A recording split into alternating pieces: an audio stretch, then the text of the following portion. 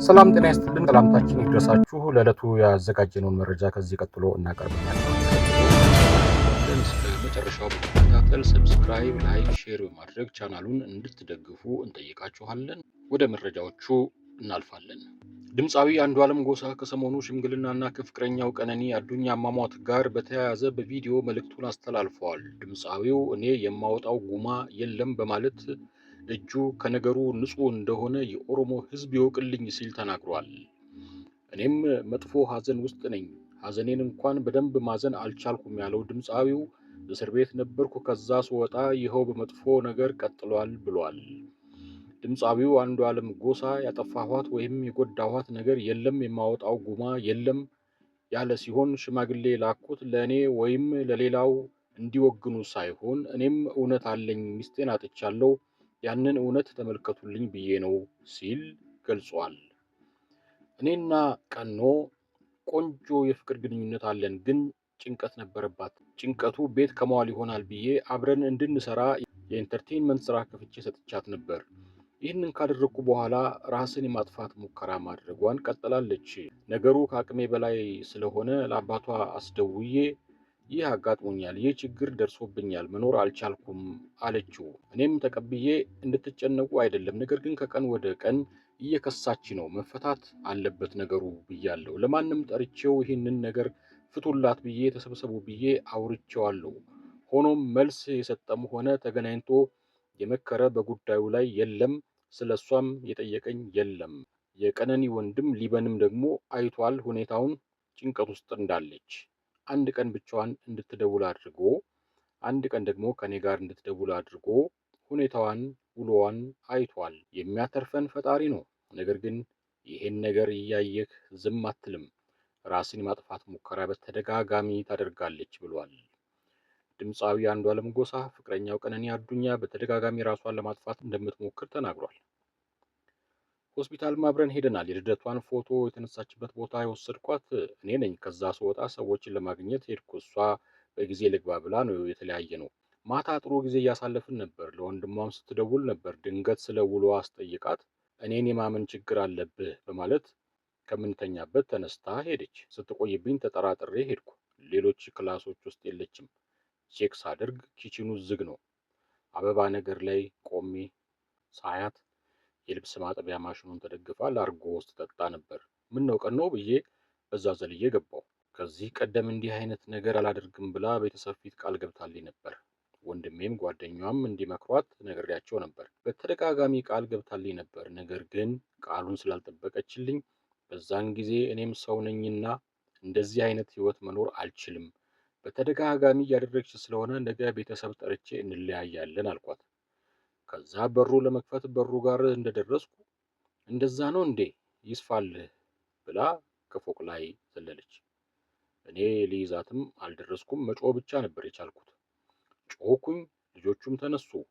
ያለው ነገር የተፈጠረው ይህ ነው ሲል አስረድቷል። አክሎም ቀኖዬ ያደረገችኝ ነገር የለም፣ እሷን የምጎዳበት ምንም ምክንያት የለም፣ ተይ ብዬ መምከር ከመደገፍ ውጭ ያደረግኳት ነገር የለም፣ እጄ ንጹህ ነው፣ ሽማግሌዎቹ ይህንን ይመልከቱልን፣ ከቤተሰቧ ጋር ግንኙነቴን ያስቀጥሉ ብዬ ነው የላኩት። ስለ ጉማም አልተወራም፣ እጄ ንጹህ ነው፣ የማወጣው ጉማ የለም ሲል ገልጿል። ድምፃዊ አንዱዓለም ፖሊስ የቀነኒ አዱኛን ዲያሪ ማግኘቱን ገልጾ በየገጹ ብዙ ነገር ያወራል፣ ለቤተሰብ ለእኔም ለሁሉም በዲያሪው ላይ ስንብት አለ ብሏል። ከቻላችሁ እውነትን በጥልቀት ተመልክታችሁ ድረሱበት። ባሉባልታ ያለኝን ግንኙነት አታፍርሱ፣ እሷም በሰላም ትረፍ፣ ነፍሷንም እረፍት አትንሷት ያለው አንዱዓለም ጎሳ እኔም ተረጋግቼ ለምትጠይቁት ጥያቄ መልስ ለመስጠት ዝግጁ ነኝ ብሏል።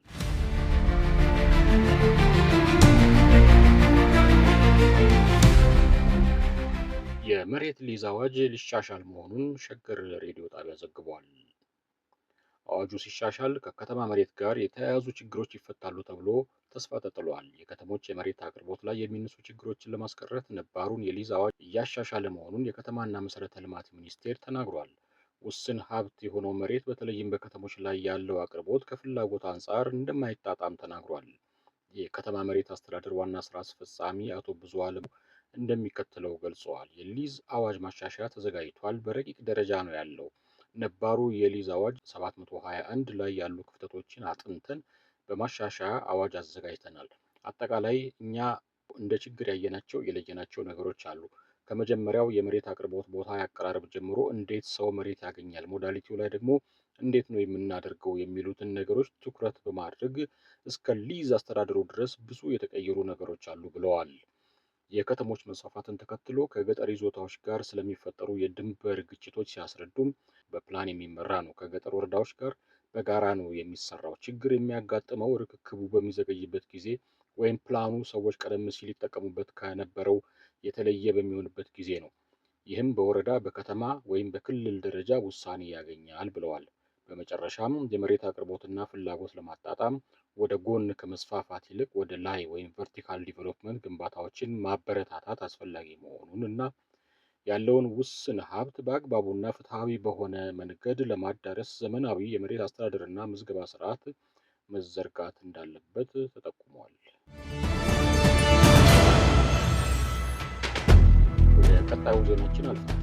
ጋና ክሪፕቶ ከረንሲ መጠቀምን ህጋዊ ማድረጓ ተገለጸ።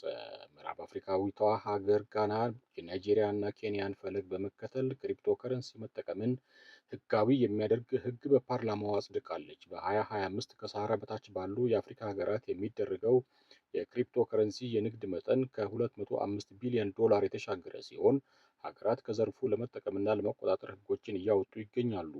ከሰሃራ በታች ካሉ ሀገራት ናይጄሪያ በንግድ መጠኑ ቀዳሚ ስትሆን ጋና፣ ኢትዮጵያ፣ ኬንያ እና ደቡብ አፍሪካ ተከታዮች መሆናቸው ተነግሯል። የጋና 3 ሚሊዮን ወጣት ክሪፕቶ ከረንሲ ይጠቀማል ሲባል ዘርፉ ከ3 ቢሊዮን ዶላር በላይ ይንቀሳቀስበታል ተብሎም ይገመታል። ጋና ታዲያ ይህንን ዘርፍ የሀገሪቱ ማዕከላዊ ባንክና የሰነደ መዋዕለ ንዋዮች ኮሚሽን እንዲቆጣጠረውና ወደ መደበኛ ኢኮኖሚ ገብቶ ሀገሪቷ እንድትጠቀም የሚያስችል ህግ አጽድቃለች። ጋና የክሪፕቶ ከረንሲ አገልግሎት ሰጪዎች ከሁለቱ አካላት ፈቃድ እንዲወስዱ መመሪያ ያወጣች ሲሆን ይህም ዘርፉ የሚተችበትን የገንዘብ ማጭበርበር ለመከላከል ይረዳል ተብሎ ታስቧል።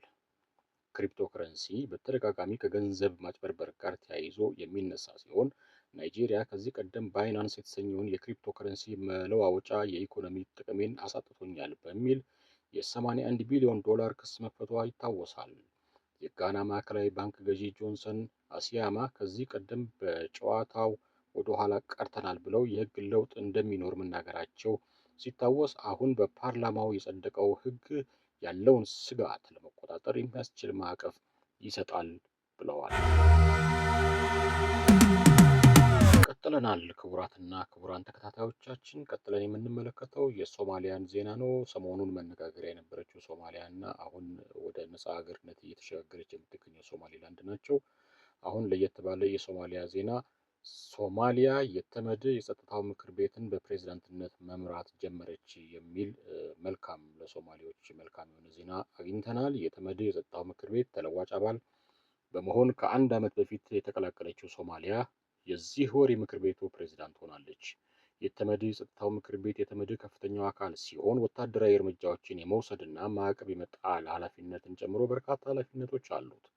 ምክር ቤቱ 5 ድምፅን በድምፅ የመሻር መብት ያላቸው ቋሚ አባላትና በየ2 ዓመቱ በጠቅላላ ጉባኤ የሚመረጡ ተለዋጭ አባላት ሲኖሩት ምክር ቤቱንም በየወሩ ሀገራቱ በላቲን ፊደል ቅደም ተከተል በፕሬዝዳንትነት ይመሩታል።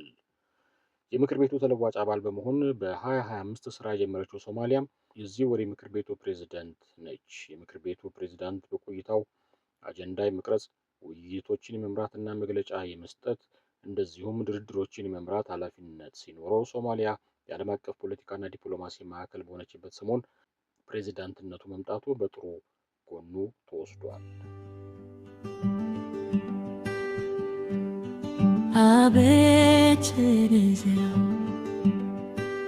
የጋና ፖሊስ ኤቦ ኖህን ማሰሩን አስታወቀ። ከቀናት በፊት ምድር በጎርፍ ልትጠፋ ነው በሚል መርከብ መስራቱን ገልጾ የሚዲያዎች ትኩረት የሆነው ኤቦ ኖህ በቁጥጥር ስር ውሏል። የጋና ፖሊስ ግለሰቡን ከሳይበር ጋር የተገናኙ ወንጀሎችን ለመቀልበስ እየወሰደ ባለው እርምጃ የተነሳ ግለሰቡን ማሰሩን ገልጿል። በተጨማሪ ፖሊስ ግለሰቡ ማህበረሰቡን በማሸበርና በማስጨነቅ ወንጅሎታል።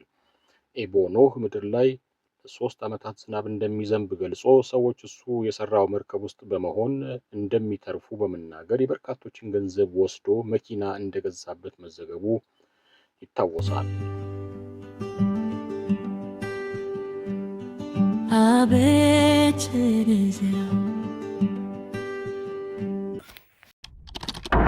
በሌላ ዜናዎች እስክንገናኝ ሰላም ቆዩን እያልን አዳዲስ መረጃዎችን ለማግኘት ሪያሊቲ ሚዲያን ሰብስክራይብ፣ ላይክ፣ ሼር በማድረግ ቤተሰብ ይሁኑ እንላለን። ቸር ቆዩ።